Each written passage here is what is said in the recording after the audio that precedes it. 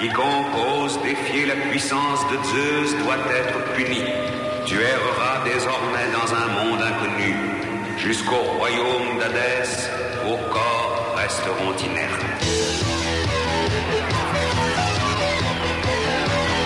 Souvenez-vous, en 1981, chaque soir à 19h55 sur FR3, Ulysse nous emmenait en voyage par tranches de 5 minutes aussi précieuses que frustrantes.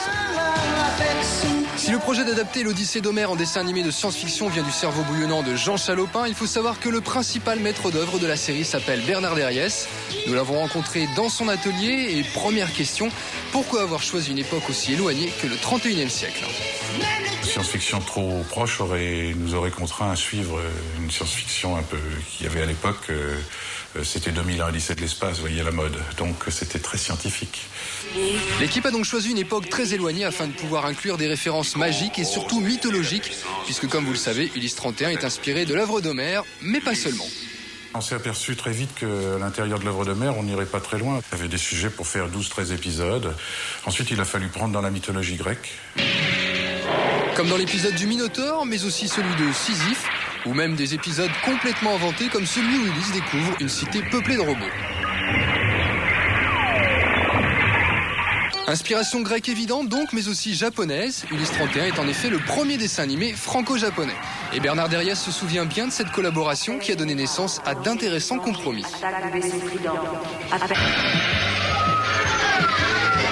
On s'est rencontré avec Araki San, qui est le directeur d'animation japonais. Je suis allé passer 2-3 jours chez lui à dessiner. Et donc, le dessin a fait qu'il y a quelque chose qui s'est passé entre nous.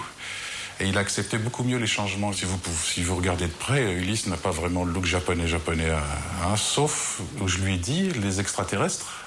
Donc, Yumi et son frère Numayos, c'est toi qui les fais. Comme ça, ils auront l'air extraterrestres à côté des autres. Et il les a fait vraiment à la japonaise, où ils ont des grands yeux et des mentons pointus, si vous regardez. Avant que vous ne partiez, je voudrais retenir. Thémis et Numayos ne sont pas les seuls à avoir une histoire concernant leur conception. Prenez Télémaque par exemple. Savez-vous qu'il existe une raison pour laquelle il n'a pas hérité de la couleur des cheveux de son père ? C'est parce que c'est un peu... Télémaque, c'est le portrait de mon fils à l'époque, mon fils aîné. Donc il était blond. Vous savez, vous pouvez être blond et brun après quand vous êtes plus vieux. Donc... Quant à Ulysse, sa ressemblance avec Jean Chalopin, le créateur de la série, est plutôt troublante. Les personnages dessinés, il fallait maintenant pouvoir leur imaginer un vaisseau. C'est l'illustrateur français Manchou qui a imaginé le design définitif de l'Odysseus en forme d'œil. Manchou est également connu d'ailleurs pour avoir designé les vaisseaux d'une autre série animée phare des années 80, Il était une fois dans l'espace. Les Japonais ont approuvé le design de l'Odysseus à un détail près. Ils auraient aimé lui rajouter des canons, mais les Français ont refusé. Ça ne concordait pas avec l'esprit pacifiste d'Ulysse. Toutefois, ça n'empêche pas notre héros d'être bien équipé. Grâce à l'influence de Star Wars, il bénéficie d'un sabre laser. Et puis il a également ce fameux bouclier qui n'est pas sans rappeler l'attirail des guerriers de l'Antiquité.